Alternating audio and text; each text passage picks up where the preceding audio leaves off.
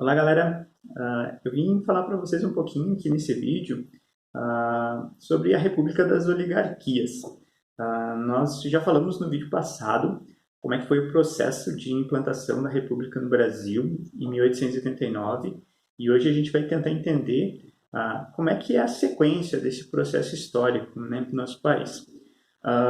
Não foi logo de cara que as elites rurais elas se apossaram do poder, podemos dizer assim, porque depois de 1889, o primeiro presidente do Brasil foi o Deodoro da Fonseca, que a gente pode considerar como o principal personagem do movimento republicano, de implantação da República. Logo na sequência vem o Floriano Peixoto, e esses dois primeiros presidentes eles eram militares. Então, por isso, o primeiro momento, de 1889 até 1894, é conhecido como a República da Espada. E aí sim, depois de 1994, é que vem o domínio das oligarquias rurais. E como é que isso foi possível? Como é que esse pequeno grupo ele conseguiu ter o domínio da política brasileira por tanto tempo? Aí a gente precisa falar um pouquinho sobre a primeira Constituição Republicana. A primeira Constituição da República foi elaborada em 1891 e ela permitiu o voto para homens alfabetizados maiores de 21 anos. Então, acabava que essa participação nas eleições ela ficava bem restrita, né? Era uma pequena parcela da população brasileira que podia votar. E isso facilitou muito para que as oligarquias rurais, que eram já aqueles que tinham o domínio da economia no Brasil, conseguissem também controlar a política. E dessa forma, até 1930, o Brasil é dominado por essas elites agrárias. Outra coisa também que é bem importante dentro desse processo é o chamado coronelismo. A figura do coronel vai aparecer ainda lá no período imperial. O Brasil do período imperial ele não tinha um corpo de polícia como a gente tem hoje, né? E aí, para manter uma suposta segurança nas localidades mais longínquas do Brasil, o governo imperial ofereceu o título de coronel para as figuras mais influentes dos seus lugares lá de habitação. E esse coronel, além do título, ele tinha as armas e o poder de, teoricamente, controlar, manter a segurança do local.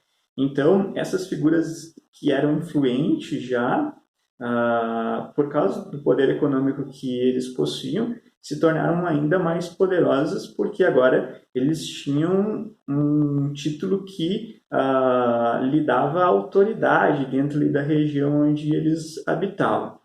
A monarquia acabou, mas os coronéis eles continuaram bastante influentes nos seus lugares de habitação.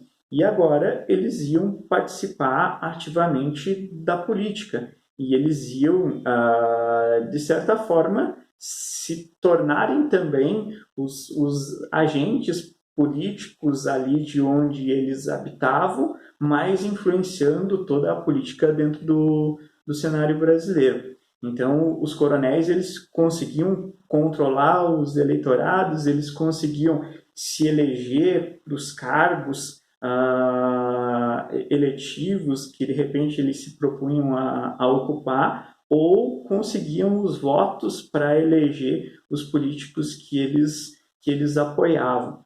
Então, a gente tem aí dois fatores que foram muito importantes para que essas oligarquias rurais conseguissem controlar a política brasileira. A própria legislação eleitoral, que permitiu o voto para uma parcela pequena da população, e o poder dos coronéis dentro dos seus espaços lá de habitação.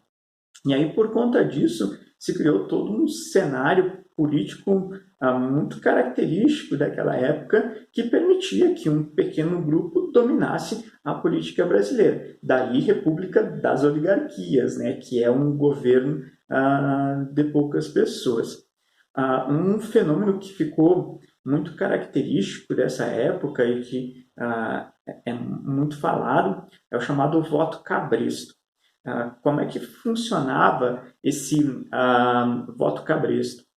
Então, o coronel, que tinha ali o poder local, ele tinha a influência sobre muitas pessoas e sobre os eleitores, é claro. E esse coronel, ele muitas vezes ia oferecendo pequenos favores para, na hora das eleições, contar com o apoio da população. Até algo que era muito comum dentro desse momento eram as relações de compadrio. Então imagina que havia lá um pequeno sitiante ou um capataz da fazenda e esse sitiante ele tinha um filho. Muitas vezes, o que ele fazia? Ele convidava o coronel para ser o padrinho do seu filho, porque assim ele estava garantindo de repente, no momento de dificuldade, um apoio do coronel. Mas em contrapartida, o coronel ele ia ter uma pessoa a mais para ele conseguir controlar e ter o apoio quando ele precisasse. E era bem comum que os coronéis mais poderosos de cada lugar tivessem lá dezenas de afilhados.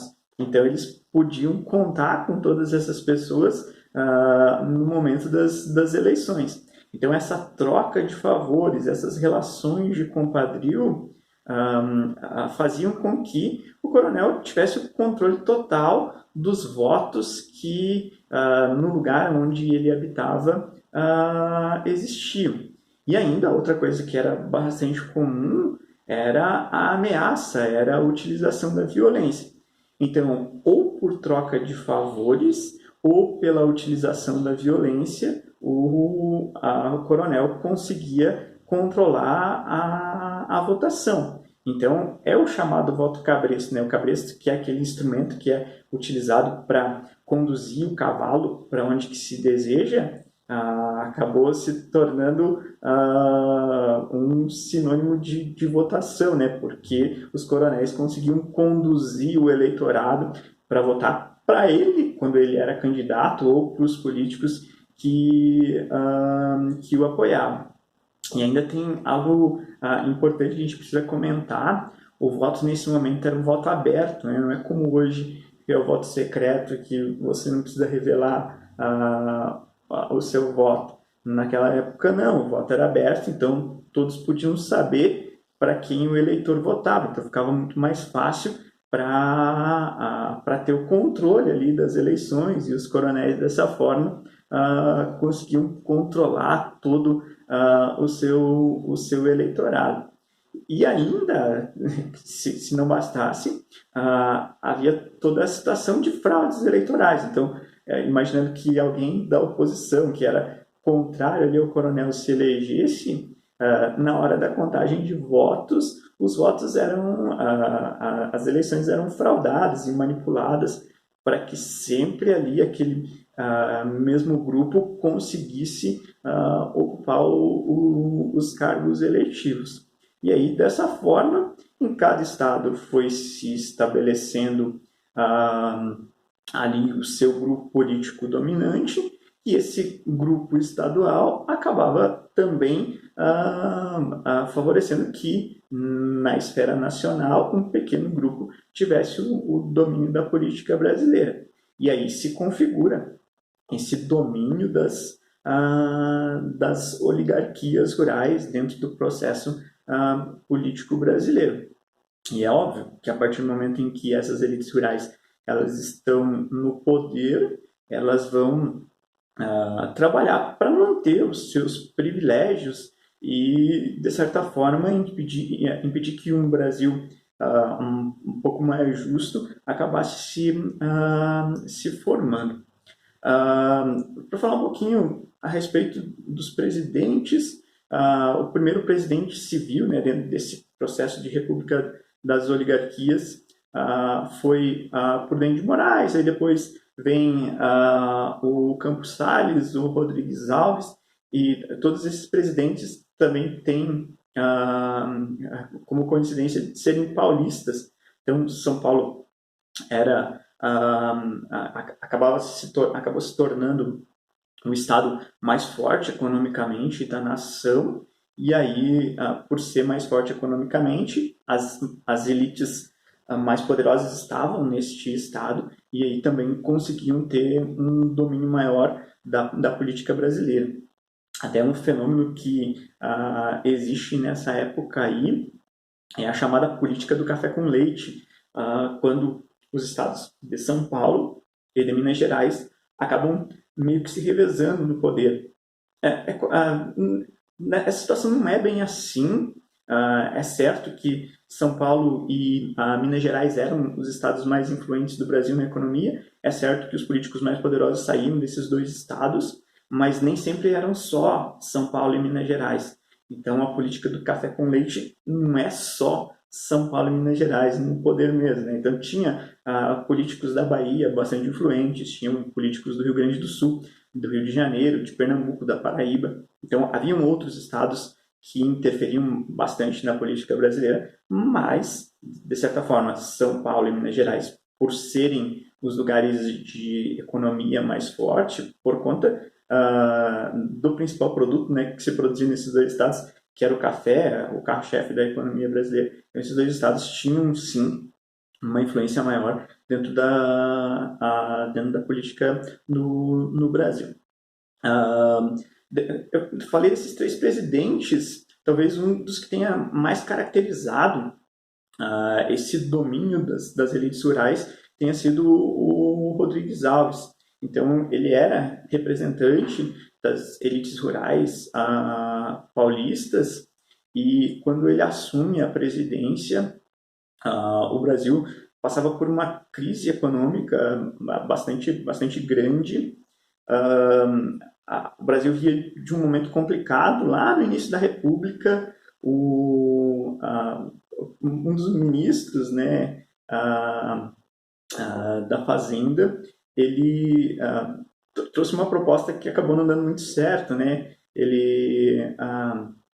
Esse ministro, Rui Barbosa, lá bem do início do período republicano, ele propôs a emissão de moeda meio que sem controle, e aí de repente o Brasil começou a emitir dinheiro, e o dinheiro desvalorizou muito, né, porque não condizia com a quantidade de riquezas. E aí tinha muito dinheiro circulando, mas o dinheiro valia muito pouco. Ele também cria incentivos para tentar fazer com que o Brasil se industrializasse. Então, se você abrisse uma indústria, você conseguia ter empréstimos, financiamentos do governo, só que muita gente abriu a indústria no papel, mas não na prática. E aí o governo liberava os financiamentos, mas a indústria não existia, porque ela era uma indústria fantasma. Então, é mais uma contribuição para que muito dinheiro circulasse, mas pouca riqueza fosse produzida. E aí, por conta disso, houve uma desvalorização da moeda e houve uma inflação muito grande, né? O valor dos produtos subiu demais e a população não tinha condição de comprar. Então, os presidentes que vieram depois receberam um Brasil com muitos problemas econômicos, inclusive o Rodrigues Alves foi um destes. E um outro problema que ele enfrenta vai ser a crise do café. Então, o café que nos anos anteriores era exportado e tinha um valor muito alto, naquele momento ali acaba estando desvalorizado. E aí os cafeicultores eles já não conseguiam mais ter a renda que antes eles possuíam. Então, o Rodrigues Alves ele vai conseguir financiamentos estrangeiros, ele vai conseguir trazer para o Brasil uma boa quantidade de capital, mas em contrapartida ele vai ter que pagar um preço alto por isso, né? Inclusive a alfândega do Poço de Santos, se não me falha a memória agora, ela foi colocada como uma garantia de pagamento para esse grande empréstimo que o Brasil fez. Então, parte da nossa renda também se ia por conta do pagamento desse financiamento para tentar reerguer o Brasil, que passava por muitos problemas.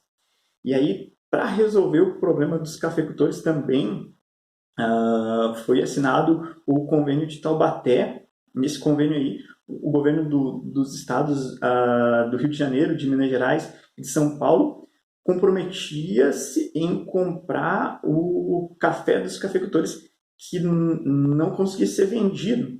Então, imagina só, os cafeicultores eles produziam o café, vendiam aquilo que conseguiam, e caso eles não vendessem por um preço razoável, o governo se comprometia em comprar o café dos cafeicultores. Com isso, os cafeicultores tinham os seus lucros garantidos, porque sabiam que alguém ia comprar, ou eles iam vender normalmente, ou o governo se comprometia em comprar esse café. Mas de onde saía esse dinheiro? Esse dinheiro saía ou dos financiamentos estrangeiros que vieram, ou dos impostos que a população pagava. Então, todo mundo pagava a tributação, os impostos, mas na hora de distribuir, esses impostos acabavam ficando nas mãos dos cafeicultores para que eles tivessem lá os seus lucros garantidos. Então, esse é um exemplo de como esse domínio das elites, né, das oligarquias rurais, acabou favorecendo este grupo especificamente, enquanto o restante da população tinha muita dificuldade para sobreviver. Então, por isso que às vezes a gente diz que o início da República no Brasil foi um período muito complicado, porque você tinha um grupo político dominando o cenário brasileiro. Esse grupo político era o mesmo grupo que dominava a economia e conseguia ter acesso às maiores riquezas, enquanto uma outra parcela enorme da população estava completamente abandonada. Então, tanto nas cidades quanto no campo, a vida era muito difícil, muito difícil. E principalmente nas áreas rurais, aí a gente vai ter muito problema, e por conta disso, inclusive, vão surgir conflitos, né? O início da República no Brasil é um momento marcado por conflitos rurais. Então a gente vai ter a Guerra de Canudos no sertão da Bahia, a gente vai ter a Guerra do Contestado aqui na divisa entre Santa Catarina e Paraná, entre os anos de 1912 e 1916. A gente vai ter o movimento do cangaço, muito forte, que de certa forma é um reflexo de toda a pobreza e miséria. Então, essa situação de desigualdade, de abandono mesmo da população por parte das autoridades políticas, vão fazer com que esses conflitos acabem aparecendo e o Brasil viva um período bastante conturbado. Então, isso que eu falei aqui para vocês é um pouquinho das características desse momento, né, da história do Brasil, a República das Oligarquias, 1894 até 1930. Em 1930 vai haver todo o processo lá que alguns chamam de Revolução de 1930, que também é questão de debate, mas enfim, em 1930 Getúlio Vargas vai chegar ao poder e aí a gente vai ter uma outra característica de Brasil. Mas aí também isso já é uma conversa para outro momento. Assim como os conflitos sociais, né? A gente precisa comentar um pouquinho a respeito de cada um, né? A Guerra do Contestado, a Guerra de Canudos e tudo mais.